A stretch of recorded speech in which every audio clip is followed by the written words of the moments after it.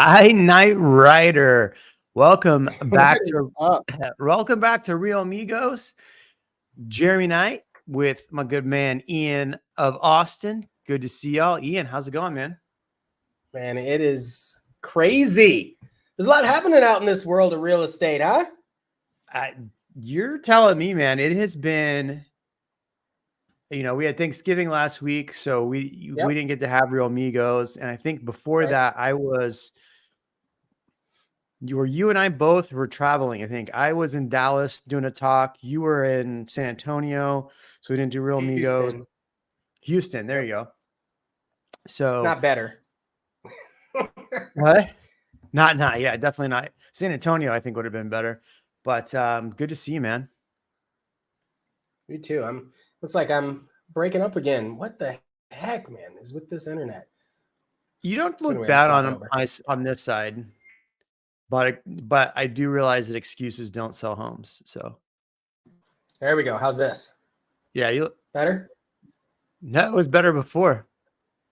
You can discover the fibers. I've had fiber this whole time. It's frustrating that I'm having these issues.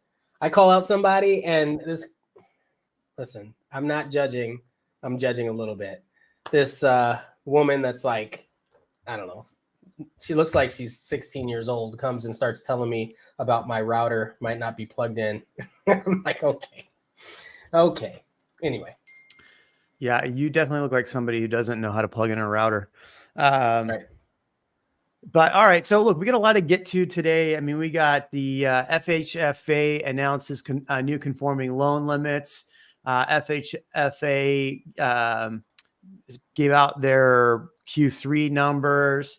We have a video here from, who is it? Not Ivy. I keep saying Ivy. It is Ivy. You said that, and I was like, no, I don't think that's the person. What's her name? Yeah, Ivy Zellman. I said Levine. I don't know why I said Levine. There you go. Ivy Zellman, who predicted the 2008 crash. She had some interesting insights on the market coming up and what we were seeing. And so we'll kind of, talk about what she said. What she said, that is what she said. So we'll talk about that. Ian, how do I, what was it again where I allow the audio to come through? I forgot. Your audio is sounding great, but it should be a checkbox when you share the window. When I share the window. Okay, perfect. All right. Yeah, when you put we'll go over those and then kind of talk about what's happening in the Austin market. I mean, overall, we're busy. We had a client. I'm not even kidding. This is wild. So I want to say the price was around 550 in North. No, I don't want to say what neighborhood, but in a North neighborhood with a builder. We got them in total $70,000+ off, and with incentives, and we got them where they are paying title, which is crazy because most builders don't want to pay the title policy, which adds like $4,000 to $5,000 depending on the price point. So they even threw that in, and it was pretty awesome. We got buyers coming in this weekend. I got a couple buyers and then a few million price point come in. One we've been showing. I have a couple buyers that we're writing offers on. I got 7 listings just getting toured like open houses every day. So, I mean, this market's definitely, as I predicted, I guess, busy this time of year. What do you think? I think it's a little busier than everyone anticipated. Mm-hmm. And I think what happens is you have people that paid attention during 2008, pay attention to what happened during 2008. And the narrative was always, if somebody's got to scoop up those properties. And if you're the person with the money while this conversation's happening, while there's fear in the air, and you're able to scoop those up, then you can win. Yeah, I mean, it's interesting, not to keep going into the 2008 stuff. We'll talk about what Ivy Zellman said, but she has had some comparisons for 2008 as well.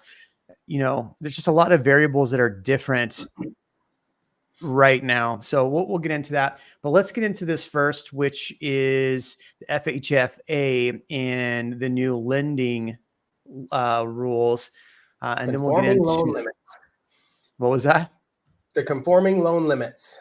Yeah, the conforming loan limits. So they raised the conforming loan limits from it was like 726 to, so they raised it $40,000 to 766. So what that means, if you're like putting 3.5% down, you could buy a house for 806,000 with 3% down. If I did that math right, and get a $766,000 home. So you want to explain what that means, Ian? Well, you can get an $800,000 home where before you could only have been putting in offers on a $750,000 home. So it's increasing your borrowing amount by about 40,000. Now, obviously, you borrow more, you pay more monthly, but it's increasing the opportunity for you to get a loan without going into the jumbo loan category. Aaron says that's insane. It's like buying a full shed in San Francisco. Well, San Francisco is a little bit different because here, those areas do actually get more. Like it's up. It was like, yeah, here we go. The new ceiling. San Fran was 1.4. Yeah, 1.149. So some areas you actually get a little bit more. So so what's interesting about this, if not too long ago, the conforming loan limit was like 500,000. Oh, I know. Prices went up. And so basically what that means for you, if you don't know, so when we have loans that have to conform to Fannie Mae and Freddie Mac, which are government backed loans, there's limits to what they can do. So there's more overlays, more overriding. So it takes a little bit more to get a conforming loan. So like a conventional loan would be a conforming loan. FHA would be a conforming loan, right? So they have to fit certain guidelines, and there's a limit and a ceiling to how much you can actually borrow for those without it being a jumbo loan. And so this is where things are different. So a jumbo loan, I know I on one of my homes, I recently I bought, and I was going to have to get a jumbo loan. Unless I put an additional $20,000 down, which jumbo loans typically are a higher interest rate. So for the same, whatever it says, houses increased. But for whatever the price is, right? Let's say interest rates right now are at 7.13, which they're down, right? So let's say that's the median price for loans right now. To get a jumbo would be a lot higher. So to get a conforming loan, I mean, that just shows you what prices have done. And we'll talk about prices in a second. So any other thoughts on that, Ian? Yeah, I think, well, I kind of want to jump on this bandwagon that Aaron put right there, saying that if you can't put 3.5 down, well, so these conforming loan limits can go as low as 3% down. So you can get a 3% conventional loan, put 3% down, and borrow $700 and almost $60,000 is what they're saying. So, yeah, it's definitely something. And I do agree with Aaron. You always want to have a little bit of padding when you're putting some money into a home. If it's your first home, for sure. So keep that in mind. But as far as the limits, I think the question is always, who is purchasing these homes if the median income of the area isn't keeping up with that? Like why or how does it impact Austin today and tomorrow? Who are the people that are looking for these right now? Well, I mean, look, I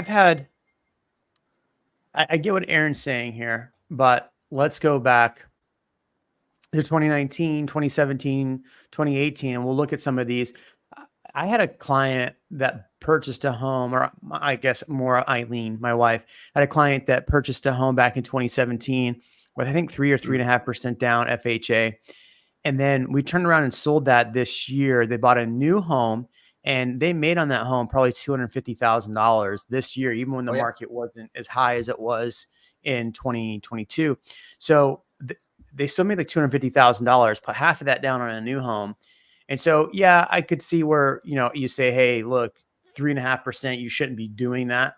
If you can afford the loan at 3.5% down, then, maybe some people want to hold that money and invest in the stock market or invest in other things. So I could see why people would want to do 3.5 down, 5% down, or as little as possible, so they have money they can use for other things. So, not everybody's in that same boat. I would just say, I would make sure if you're buying a home, 3.5%, 5%, 10%, 20%, whatever the percent is, you can actually make that mortgage payment.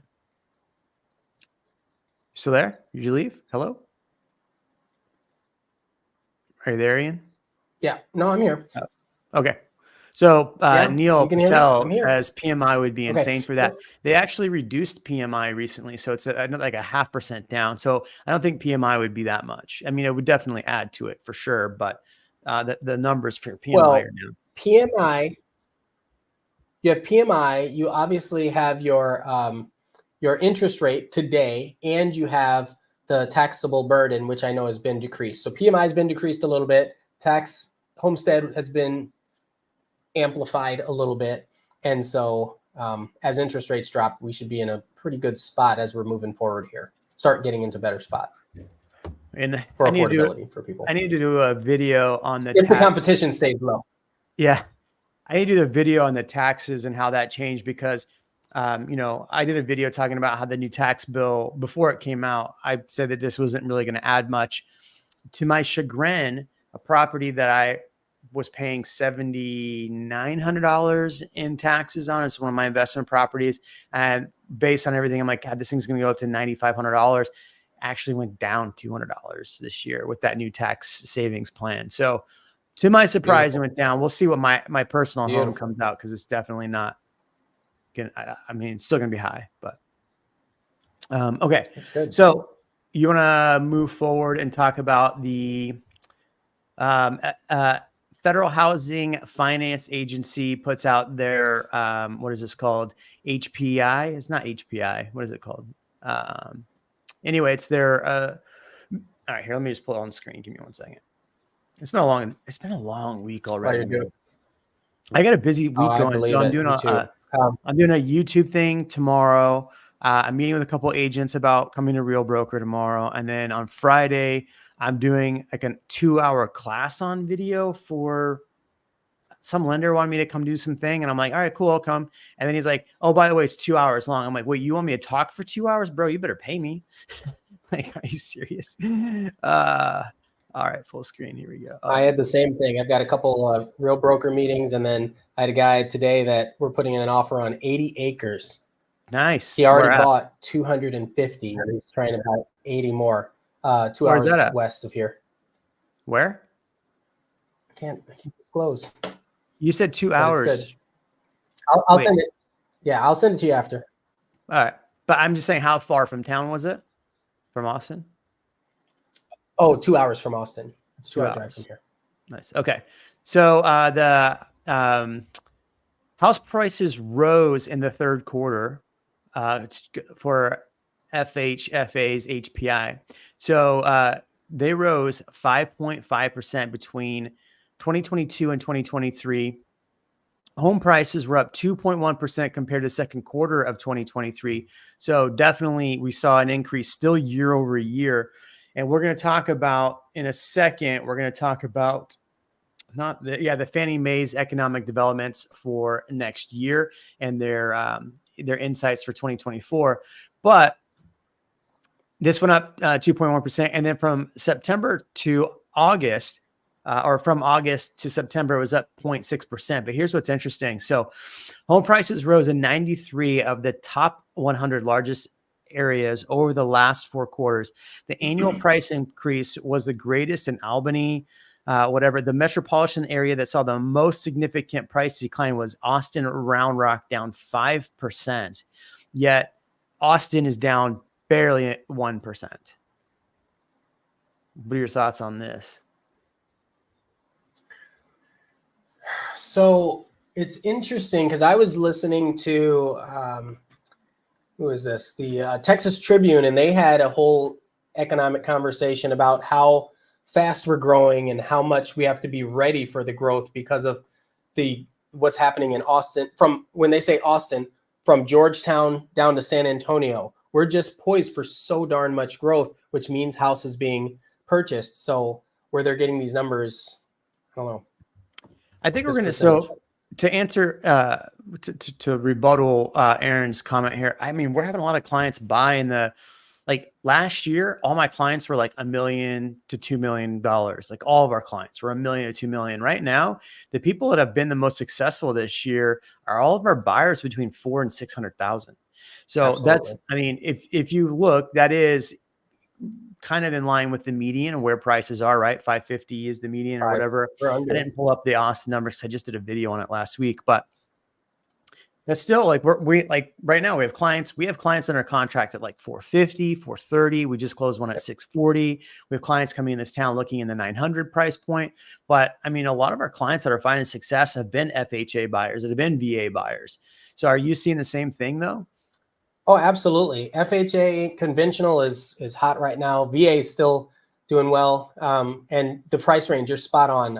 I've got, in the 7s, I've got in the 4s and in the 2s, all of them are moving. But as you go higher, as you go above 7, it seems to be going a little slow. All right. How do I get this where it will allow me to share her volume? When you shared, there should be a checkbox. There should have been a checkbox for it. Try it again. For volume. All right, let me try it again.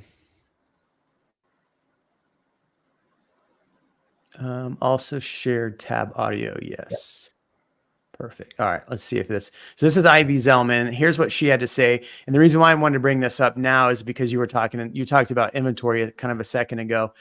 So let's see what Ivy Zellman had to say here. And let me know if this audio doesn't come through. You're muted on the screen, I think. The video itself is muted, looks like. No, it's coming through. Oh, I'm not hearing it. It's too low. There you go. Numbers, listening to Diana, there are a lot of cross currents because rates are definitely higher. But her point was that some of the new home builders seem less sensitive than they're still building what because the supply issue is still with us. So they can still do this and expect to sell things at these rates. They're not being hurt by them. Well, I mean, overall, the builders have had more resilient sales. And I think part of that is also they're really offering great value to the consumer by giving mortgage rate buy downs. And that's enabling the buyer to have less stress on affordability. So they're buying rates down as much as 2 points. And that's obviously pretty helpful. They're offering incentives and they've got product. And while they're providing that incentive and that could impact margins, they have product where incremental demand, there's not a lot of existing inventory. We've seen rates come down. When do we see, is that going to be enough to get? So pretty interesting. Ian, I mean, you and I are seeing the same thing in the market right now. I've made several videos talking about how builders are incentivizing. Plus, like one of our clients right now got 6% towards closing costs and all that stuff. Yeah, I've got some buyers right now that are I don't understand why they're on the fence because the builders are bending over backwards. The timing is good. One of the partner is, pregnant, due it January 1st or something like that. And they need to pull the trigger and they're still not ready. And I don't understand why when this is exactly what would be perfect for them. Because after that, once they have the baby, it's going to be a minute before they make another decision to move. And the builders, again, bending over, giving them everything, covering so much, giving them some great value. Beautiful house. Let me ask you for this particular buyer you're speaking with about, is it that they're worried about the market? Is that what is their concern with buying right now? Because I think people in the comments will probably agree. Yeah, I think the biggest part about it is it's still the consideration of interest rates dropping lower and them waiting until I think it was May or June was their magic date that they would rather be in. They think that it's going to be better for them at that time.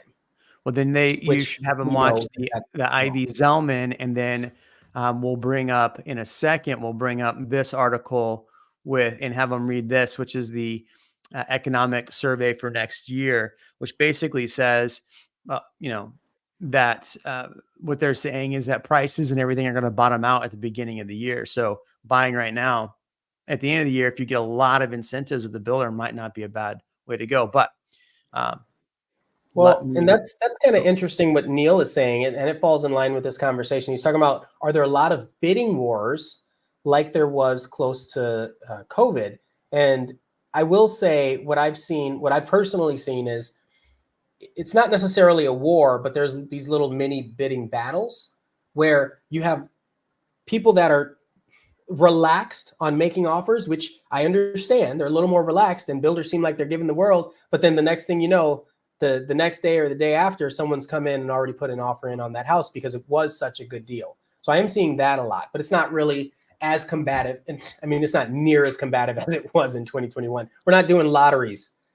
Yeah. I mean, look, so we had clients that were looking at a new construction last week. This is the same one that just went under contract and got a crazy good deal, but they were looking at a property last week and I wouldn't say drug their foot, but they were being very analytical about the property. They wanted to look at a lot of things and, they were taking their time, I guess.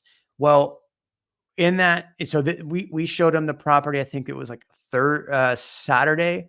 And then Eileen had got all the information from the builder, got all the incentives. We actually were able to get a couple more incentives thrown in. Here's the thing is people go into the builder like, oh, I'm going to save money because I'm going to save money from not having to have a realtor fee.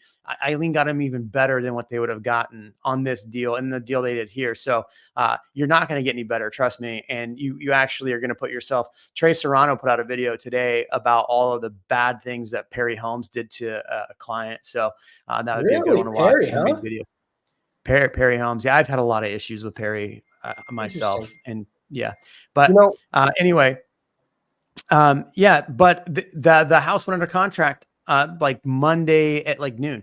So Eileen called the builder back, was like, okay, my client's ready to move forward. And they're like, oh, this is already under contract. So that to say is if you find a deal and you can run the numbers and it looks good, it's still one of those markets that you got to pull the trigger on. We have another client that they've been wanting to buy kind of more of a fixer upper. And so there's 3 properties that they liked.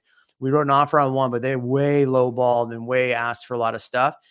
The seller said no, under contract with somebody else. The other house that they liked, under contract because they took 4 or 5 days to negotiate. One day the lender didn't answer the phone and that one went under contract. So houses are still moving, but not moving where you're seeing 30, 40, 50 grand over list price. You are still getting some deals is what I've been seeing. I mean, are you seeing the same thing? Yeah, still getting deals, still getting offers moving. Now this is always going to go back to are you pricing them well? Like I've got one listing that I put on and I mean, it is not priced where it should be. However, when you walk inside, it looks like it's straight out of, what was that show? Miami Vice. Mm-hmm. Though everything in the home is porcelain. It's gorgeous. It is a gorgeous home on the inside. The problem is it's in a neighborhood that supports like 100,000 less. It doesn't hit that number. Yeah. Yeah. Right? I mean, I've seen that too, where it's rough. A house in my neighborhood that's listed 100 grand less than what we purchased ours a year ago is on the market and is not moving yet. I mean, it's an okay house. I don't think they picked the best upgrades, but let's get to the rest of this article or what Ivy said, because what she says next, I think is really, really important. And I want to move on to the housing stuff. And then we can talk more about clients and what's happening. Oh, hold on.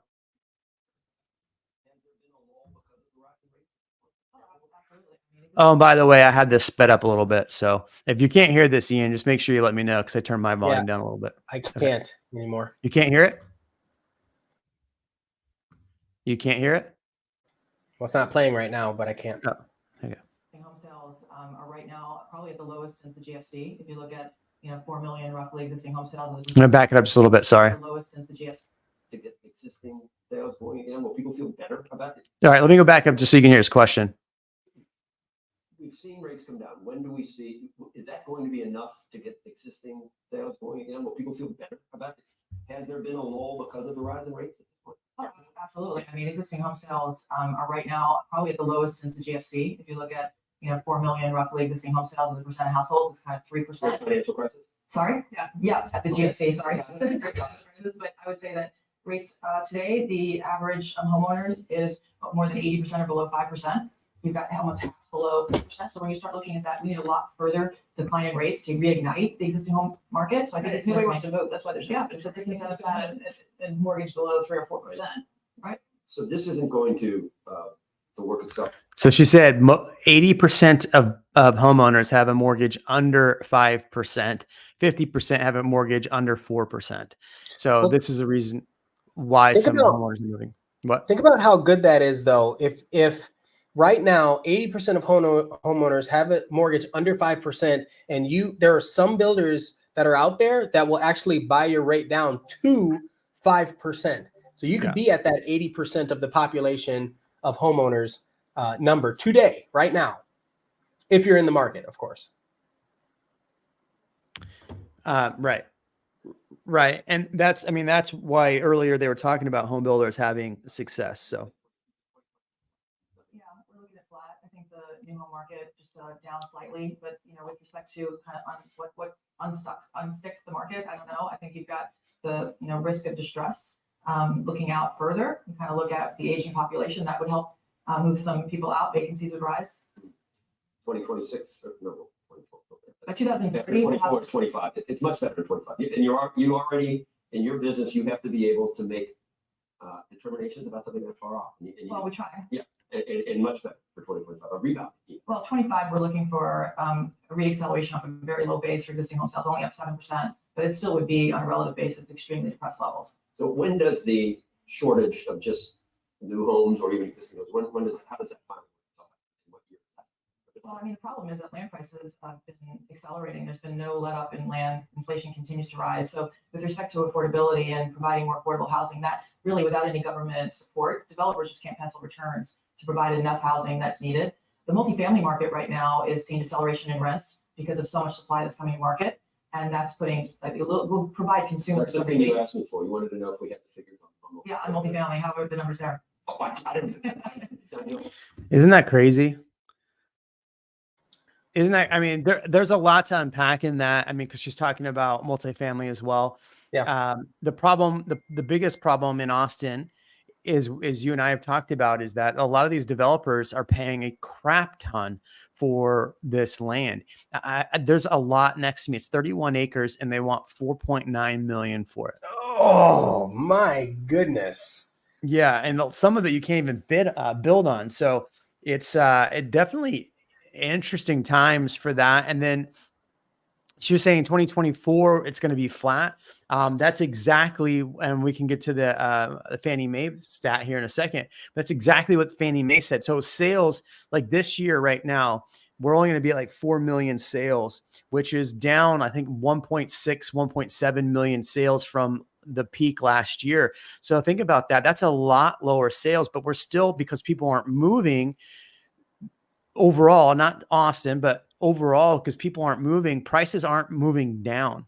So if you're out there looking at this going, man, prices aren't moving down, what she just said is you're going to have older people finally sell their homes to get more inventory, and builders are going to have to keep building. She even said builder sales are going to be flat. So this is all, I think this is a powder keg, in my opinion, that once rates do drop far enough, you're going to have so much built up demand, but you're also going to have more inventory as a side product. Because if you think about it, if you have one of those people that's just waiting for rates to drop to 5% before they buy their next home, guess what? Their home goes on the market.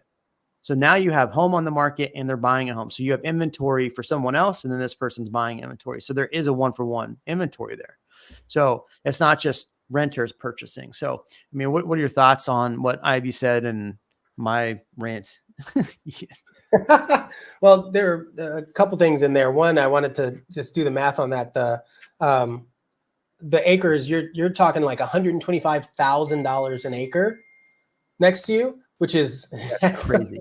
That's crazy. That land I'm putting out the offer on is $4,000 an acre. It's just like, and obviously it's not near the city, but wow, just it's incredible. So I think if we look at historical trends, and I wish I had these charts up right now, but the historical trend, every election cycle, it dips anyway. So to say 2024 is going to be flat, or even if it dipped a little bit, that wouldn't have surprised me. I've been saying that for the last year. Yeah. Right. So we knew that.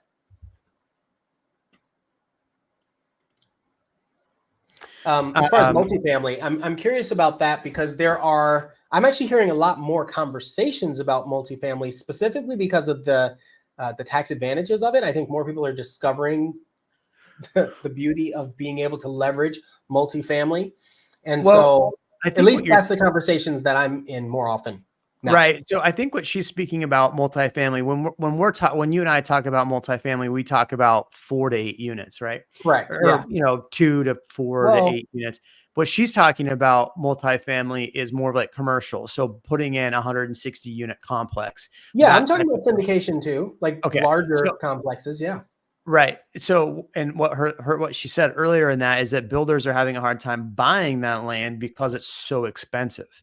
And then on top of that, you have developers who are not developers, but the city that takes forever to drag their feet and it end up costing the developer more, which they end up pass that on to the buyer. There's in Buda, and I can bring up the article later, but there's a tract of land that has been for 5 years held up by the city of Buda that has been owned. I want to say it was by Milestone it was by, I think it was owned by Milestone. And they finally got the green light to move forward, but that's just the green light to the next green light. That's not even the green light to put shovels in the ground. So interesting that, and what she's saying about the develop, like we have a lot of multifamily coming on the market now, but I think going forward, we're probably going to have, like, you're going to just see a peak and then a valley in Austin, maybe not other places, where you see a peak and a valley where in the future out, 4 or 5 years, things have gotten so expensive that you don't see as many multifamily coming online. I mean, do you think I'm wrong? So here's what I want to know: what the correlation is with the way the money moves between real estate and the stock market. When people started pulling out of the stock market, they were buying more real estate, right? And so if that comes back around, which obviously it's about to, a lot of these companies, I mean, Tesla, they were going live. They're announcing their Cybertruck information tomorrow. Grok is going live. Just a lot of things are happening in that space. And so I'm interested to see, if you look at the performance, the stock performance of a lot of these companies are actually doing well. Meta, even though they laid some people off in Austin and in California, their stock is performing well. And so a lot of people like to be able to put money into the stock market or have traditional. That's why their stock is doing better. I mean, yeah, they laid people off. When you lay people off, your stock actually does better. Yeah. Well, so, but I'm also talking about people wanting to invest because they see these positive returns. mhm. And so if you're looking at buying a house, and obviously we're realtors, so we're gonna opt for the stability of the housing market in most cases. But there's also, some people just want to play with the stock market and put more money into that because they see a higher rate of return, or they just believe in it more, or they understand it better. And so I feel like as people are moving that direction, multifamily will become more available because it seems to be almost the same target audience. I don't think you're not going to have, but buying multifamily, you're not going to have the regular mom and pop like you and I buying No. multifamily. I'll try. In a syndication, you will. Right. Because to buy into a syndication, it's not. So if people in here don't understand what syndication is, why don't you explain, if you can, what syndication is? Just think of it as a group purchase, like a crowdfunding purchase of an apartment complex. Yeah, but we're talking hundreds of units at once. And then there's generally some kind of manager that, they have a portfolio, they have experience, and obviously you're researching this, and they'll tell you exactly how much their track record has provided them on return. There's going to be a minimum submission amount, minimum criteria for you to contribute to this syndication. So they might have $100,000 buy-in, but they guarantee a 10% rate of return based on their historical performance. Yeah, I got one that just was sent to me. It was 300,000 buy-in, and it was, I want to say it was 40%. Sounds really high. I think maybe it was a 25% return, something to that effect. But that was one that was sent to me recently. What's funny is I didn't get to it fast enough. When I responded, I was like, okay, this is something I'm interested in. They're like, oh yeah, we've already got everybody in. And like, it was like a matter of, like, I was told at noon, and then by 9 a.m. the next morning, they already had everybody they needed. Well, there's a couple things. Now you're playing with bigger money. Instead of $1/10,000, you're talking more than $250,000. Yeah. And the rate of return is absurdly high, right? Yeah. So that means there's probably less people in that syndication to begin with. So yeah, I could see them having maybe 10 slots open and jump into it. Yeah. All right, let's finish up with Ivy and see what else she says here, and then we'll move on. We were looking for a pretty steep decline over 30% because right now developers with the cost of debt, it just doesn't pencil for them to start multifamily construction. And that eventually there's 1 million units that are in backlog, which is actually the highest since the 1970s. So about over the next 2 years, as those units complete and come to market, it's going to continue to put pressure on lease rates, which ultimately with starts plummeting, that will allow for re-acceleration in starts. But for right now, I think starts are going to remain pretty depressed in multifamily, where we think there is an oversupply. And home improvements, crappy. I mean, it's decelerating, it's weakening. And from what our surveys show us that we're really now below where we were in 2019. So we saw beyond normalization to pre-pandemic. And I think that, to our view, buy immediately, whether it's within housing. Yeah. I think it's a pretty tough time right now. I mean, we had such a boom. And if you look at where the consumer's wallet, their spending was so significant. They call it the honey to-do list, everything that we did while we were locked up in home. We're just seeing more wallet shifting to other areas, whether you talk about hospitality, travel, service. It's just not in the housing market as a priority. Interesting. Oh, Brett's back. Yep, Brett is back. Good to see you, Brett. We haven't chatted in a while, Brett. Love to hear from you. Anyway, so yeah, I think she kind of summed up a little bit of what I said there, but there's just so much going on in the market. There's a lot to be. So what's funny is when everybody's scared, right? That's when the money is to be made. And I think I really do feel this way. In fact, I'll pull up a slide here that really articulates what I've been saying about the market. Oh, you can't really see what I'm pulling up. Let me see if I can find this. But it was showing the rates, and the rates were under 2019. And I think 2019 was a solid, not rates like interest rates, but the rate of increase in prices was still higher than 2019. Actually, let me find what I'm talking about. You talk to the audience. Let me find. I was going to say that if you're talking about the rate of return on your investment in 2019 in the Austin area was high. There was still a lot of people moving here, and it's been one of the top growing areas in the country for the last decade. But the areas that were growing were different, and they were a little more isolated. Like Manor, I think that was the big boom for Manor was in 2017, and people just gobbled that up when Shadow Glen and those types of areas started developing. So, and I don't know why it started growing so quickly, but yeah, so, once the pandemic hit, it was just everywhere. So here's what I wanted to show. Let me kind of zoom out just like one or two. Here we go.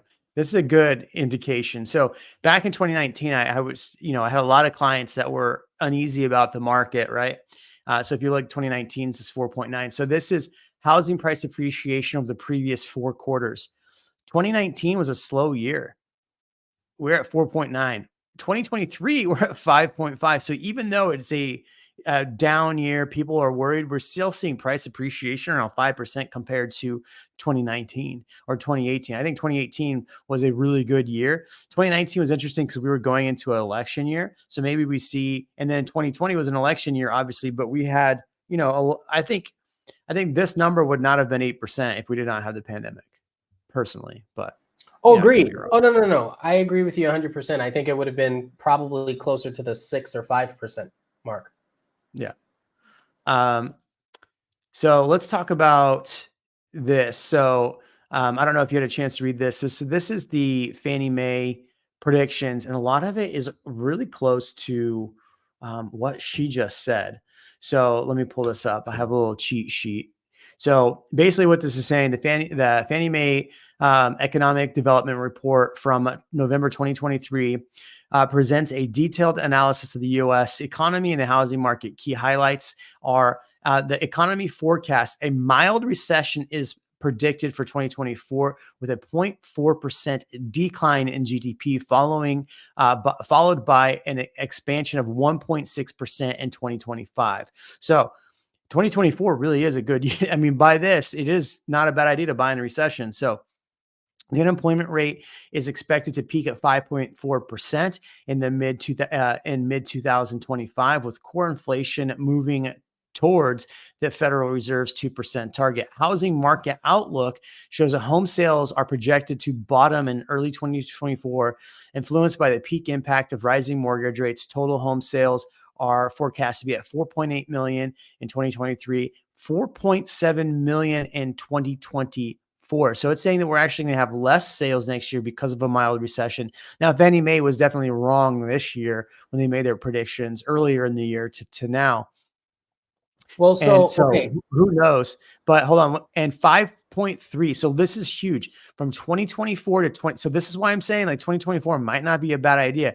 It's saying only 4.7 million sales in 2024, but 5.3 million in 2025. So if you are going to believe that Fannie Mae is right here, mortgage originations are expected to grow from 1.5 trillion to 2.2 trillion. So this basically is just saying that we're about to see that acceleration. It's almost on par with what Ivy Zellman said. Yeah, I'm gonna tell you what's going to happen. You have all these people that are paying attention to this because housing is a hot topic right now. It's a buzzword, right? So because they said it'll start accelerating and we're hitting the bottom at early 2024, so Q1 of 2024, you're going to have a lot of people that are hearing that and saying, oh, let me get in and start looking at houses. And so I feel like that's just going to cause this effect where now you're actually driving up prices and competition of houses that are here for the people that think they're going to be early adopters. But generally, this is exactly why I'm telling clients, like, look, buying right now and closing before the end of the year and getting all these crazy deals. Yeah, interest rates are suck. Trust me, I understand they suck. This is why I'm saying people think I'm crazy. I'm just a realtor trying to sell homes. But look, I bought a home this year, right? I bought an investment home this year, paid cash for it. I'm still looking at other investments, even though the interest rates are really, really high, because if I can go to a builder right now and the builder is going to give me a ton of incentives, or look, if I go to, like, there's so much inventory in the market. If I go in and get a home that's, 550, I get it under 500. Maybe I get the seller to give me some money towards concessions. And then next year prices stay flat, but the year after that, they start to go up again. Like I bought at the bottom. And yeah, I can refinance down the road. And especially, but the challenge for an investor is if I buy a $500,000 home, am I going to rent it for $5,000 a month? A 1-1? No, I'm going to rent it for $2,500 a month. And that's where rents make it tough. So are you buying the right time? You're buying the wrong time. I feel like I'm speaking out of both sides of my mouth. Scared is no word. I'm terrified. No, it does make a lot of sense as far as you're absorbing. You know that you're absorbing the cost, but that's no different than what people were doing during the pandemic anyway. They were buying houses with the knowledge or hope or desire that the equity, because they're paying down the equity, they could take a little bit of a loss in the monthly payment, right? Because that's what you want. You really just want an absorption vehicle anyway, and maybe cash flow. But cash flow has been hard for a long time in Austin. And so if you buy right now and you get something that can cash flow, I don't know what you're doing. I mean, it's going to be interesting to see that happen. Yeah. And I'm not saying it's impossible. There are a few people that are able to make that happen, especially if you get some really, really, really good deals. But the idea for most people is that they're going to buy now, live in the home. And if they have, by the time they refinance, the rent should equal, the rent should catch up and they shouldn't have any issues renting it out. Yeah. What's interesting, what's really interesting with the new tax laws that they passed, with taxes kind of coming down, like they have, so like I said, I had one investment property that dropped $200. I don't know what so then I have another one in Comal County. I got to wait for that one to come out to see if that one went down. And then I have 2 in Dripping Springs now. So I'm curious to see what happens with those. But if taxes actually drop for most homes, that's actually here's a problem. Everybody talks about affordability in Austin, and the way to get affordability is to tax the shit out of everybody else, and then that'll give affordability.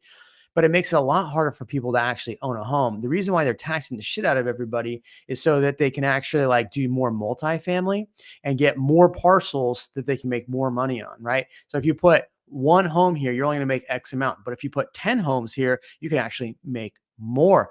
And a lot of that's for rentals, because now like when they tax commercials tax completely different, right? So that's what the city wants. They want to go after and get more commercial. That way they can have more tax dollars. But when you lower the taxes on these homes, like they did, like on my investment home, that's $200. Now that's only $200 over the year, but that's still like $10 a month, $15 a month extra that I'm going to have in my pocket versus not. And so, but like on my primary residence, should be even lower.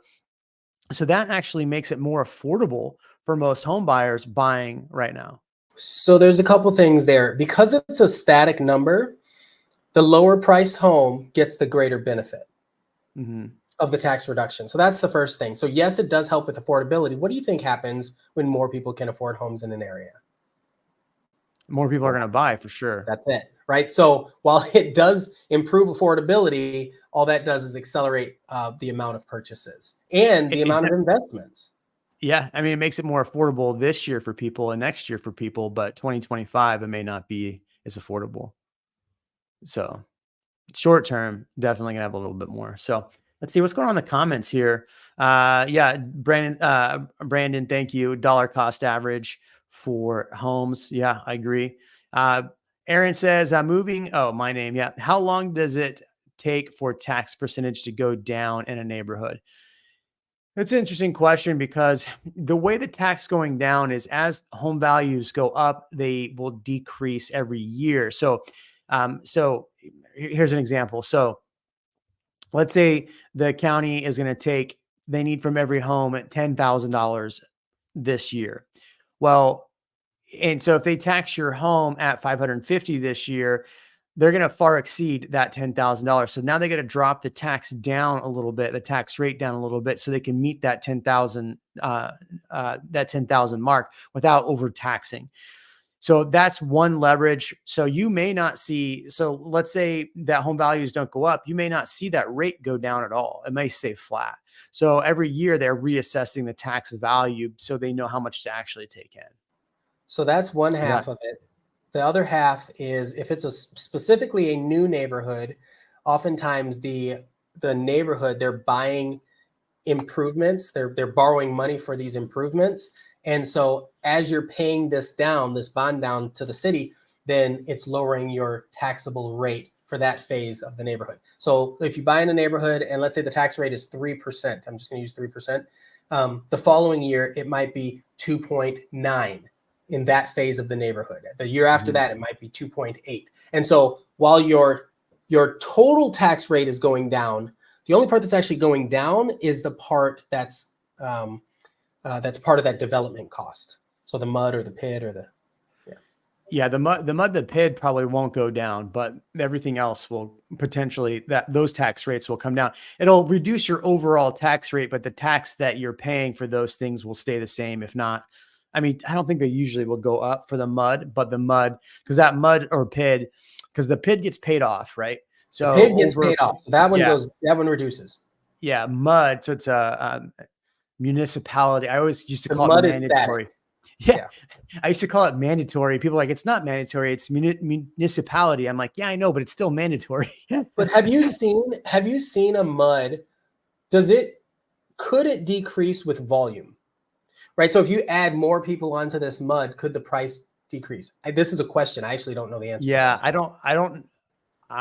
don't fully understand how to respond to that, because I'm with you, man. Well, because I'm thinking about like the Wilco mud, right? The Brushy Creek mud, right? Like they've been adding people forever. It's not very high. It's not a lot of money. Yeah.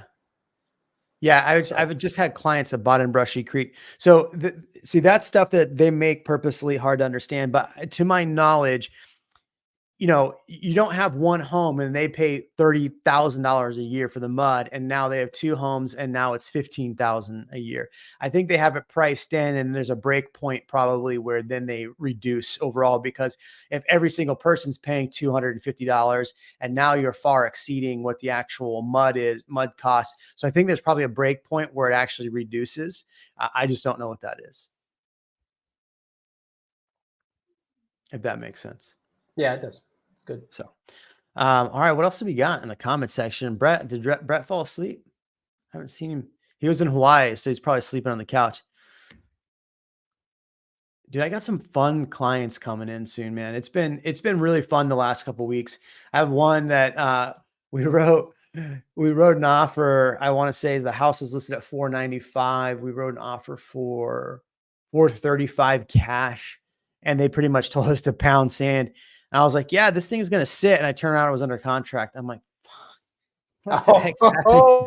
Yeah. Like, what the heck's happening? That's Yeah. the worst. I mean, the agent legitimately is like, I thought this was a fake offer. I'm like, no, it's a real offer. I gave you proof of funds. A fake offer would not have proof of funds. So, Oh yeah, I just had one where they came in on one of my listings and they said, "Can you check if your sellers would take this?" And it was like absurd. It was like 300,000 less, right? So this is a 700 something thousand dollar listing. They offered 300,000 less, and I Yeah. said, "You haven't given me anything. Like you just Yeah. said some words. You just went like this." And so, Yeah. sure enough, he didn't come back with anything, not tangible anyway. yeah, I just So I'm listed not going one to for waste anybody's time and talk about something that you might think you want to do. right. I just had one that came in at 400, and I was like, or it was listed at 400. They gave me just a verbal offer. Like, here's what we would do hypothetically if your client would do it. I'm like, okay, well, that's not really an offer, just like how you did. I'm like, I will talk with my client, obviously, because we want to move this house. And my client basically would do the same thing, like, no, I'm good. So we'll see what happens with that one. Save the biosphere. I like how you guys break apart subsets of the market. What do you see what do you see recently coming for homes in the $2 million ish price range? As far as like price reductions, I think here's what's interesting. And you tell me if I'm wrong, Ian, but there's a subset of people like, so I have this client, we'll just say he's very close to hanging a B next to his name. And so very wealthy client. And we're looking at properties and, we're talking about prices, and obviously people that buy homes in the 10, 15, $20 million price range, they're not going to pay 50. So price tag on a house is 25 million. They're not just going to go, okay, 25 million. Here you go. They're going to go, oh, I'm going to write an offer at 19 million. Right. For them, a lot of them is, I want to get a deal. I want to feel like I got a deal. I want to feel like I got, which I would too, right? I don't want to pay 25 million when I could pay 21 million. I probably would, right? If I had 21 million to do that. So for them, it's a lot of the game, but we were asking them, we're looking at homes in this particular client in the 5 to 6 million range. And we were talking with the other agent. He basically goes, yeah, he's like, people with money don't really care about interest rates. So we don't really give a shit about what you guys are talking about with interest rates. And we're both like, fair enough. So going, and that was a larger point going to my $2 million point. I think there's a decent amount of inventory in that price point, which we're seeing reductions in prices, but not as much as you would anticipate, right? So in that example, I went from 25 million to 19 is what people were offering. I'm seeing like $2 million. People were offering like 1.8, right? And they're getting under contract 1.85, 1.9. So you're seeing $100,000 movement, but a lot of people most people that have a $2 million, $3 million home typically are going to be those people that have equity, right? They put in 25% unless they put in a ton of money remodeling. But like I've seen clients, they'll buy a $1 million home, put 300,000 into it and then list it for 2 million. Right. So, I mean, what are your thoughts? I mean, you see that you play in that ball game too. Yeah, I think it's so like I'll just talk specifically to that land client that's his budget's like 8, right? And he has a number and there's an offer number and then he has a number that he's thinking, and the number that he's thinking is always 10 to 15% less starting. That's just how it is. And interest rate, I don't think that ever entered his mind, but he still wants it to be as low as possible. Could he pay it off? He can pay cash. It's not about that. It's about getting the deal done, feeling that he has a little bit of an edge, and getting what he wants. At the end of the day, he wants to get what he wants for what he wants to pay for it. Yeah, I mean, I find typically people that are paying, those prices aren't dumb either, right? I'm not saying that people are dumb, very, but they got there for a reason. So typically, their math is, okay, I have this, I can do this. This is the most I'm gonna do. And those are the same people that I'll see go, like for an example, There's one we looked at, it was at 5 million. He's like, this is 3.9 tops. And they're probably into it for probably the people that own it, probably into it for 3.9. But he's like, yeah, I don't need it. And so I think that's the same mentality we see. That's the same mentality we see with a lot of buyers just in general right now. Like, all right, this house is at 550. If I can't get it for 490, I'm done. That's actually probably the biggest nugget right there is that there are a subset of buyers, and sellers don't get this. There are a subset of buyers that don't need your home. And so even though you're getting an offer and you feel like it's a little lower than you want to make, or that you thought you'd make a year ago, yeah, they didn't need it to begin with. This is just a good opportunity for them and a way to help you.